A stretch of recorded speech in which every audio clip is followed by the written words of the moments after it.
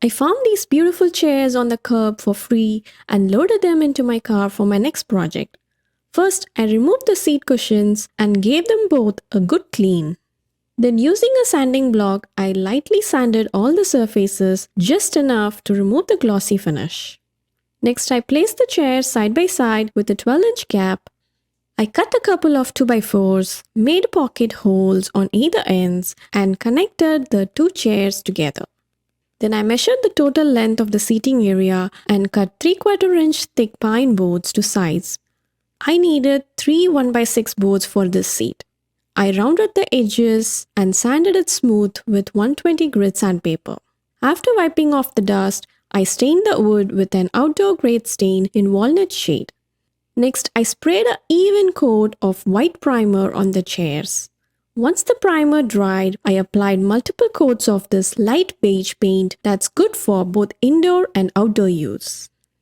Once it was dry, I placed the wood seat on top and secured it by adding screws from underneath. And there you have it, a modern bench made from old chairs. We just bought a house that needed a lot of work. There is this weird room leading from the garage into the house.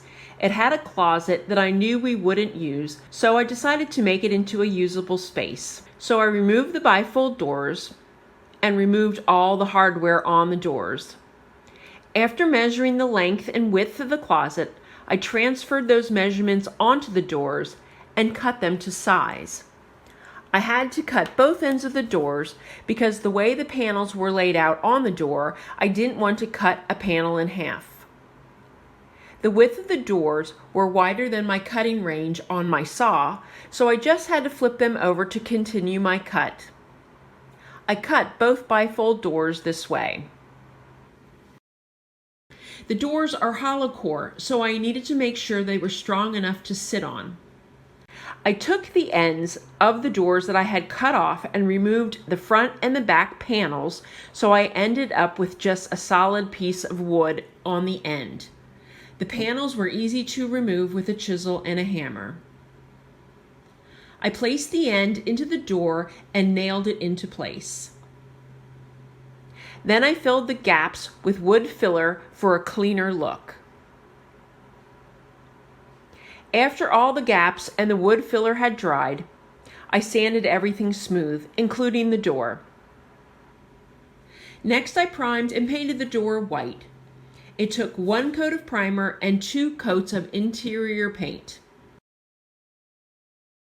Now to cut the frame for the bench.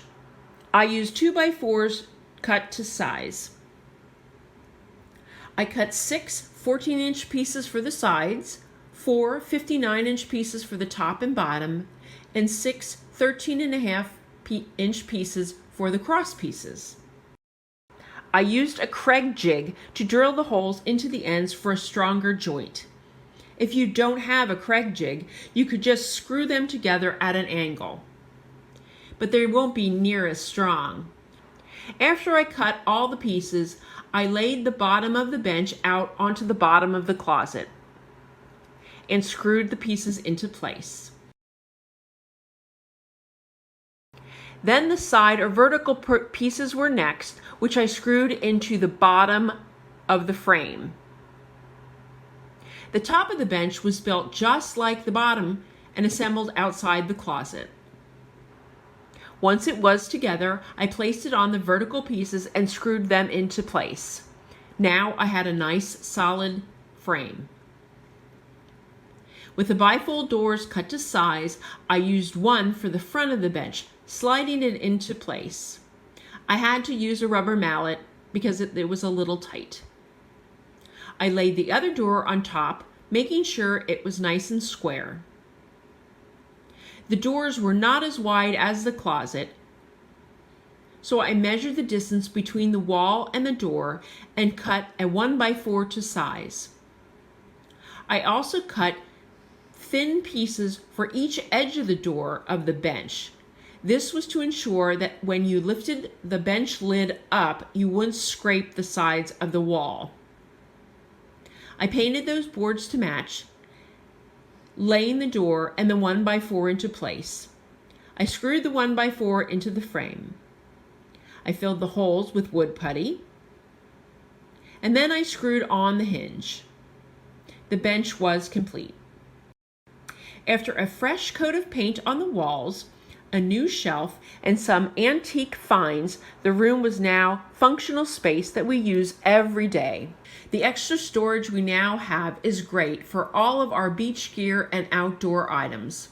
I've got an old card table and it is in rough shape. What we're going to do is get rid of all the paper and everything on the front and get rid of that finish. We want to get down to the bare wood. Next, I'm going to go to pallets. Yes, we are going to get some pallet wood, but watch what we do. We're going to cut it down the strips and then we're going to pull them out. It's easier to do it that way, and all we got to do is take off the nails. Just pound the nails on the backside. Once you get them all the way over, just go ahead and take your claw hammer and pull it on out. You can get rid of that nail. We don't need that anymore. Next, I will admit I kind of cheated on this. I went ahead and had a planer. That way I could get a flat side on one side of the boards. You can use a sander. It's just a little bit faster and it's easier to do it this way, especially with all the boards I got to cut. Next, we're going to take that table and we're going to find the middle. We're going to draw a line all the way down because that gives us a guide as we're placing the wood to make sure we're going in the right direction. First thing I did was make a little triangle. This is our starter piece. I'm going to take some wood glue and put it all the way on the back. The thing is, wood glue is stronger than you think. Go ahead and cover the whole back, and I marked and flipped it over. Again, like I said, this is the starter piece, so I'm going to clamp it down so it gets a good hold. Next, I'm going to take an old rough piece, turn it over, and glue down the sanded side. We want that rough looking side to face up. And here's the reason. I'm going for an old rustic look. So once I get this cut, I'm going to line it up. Now it's going to hang over the side of the table. Don't worry about that now. What we do want to line up is the joints on the top. See how those are lined up? And then I'm going to alternate some of the sanded side with the old rustic side.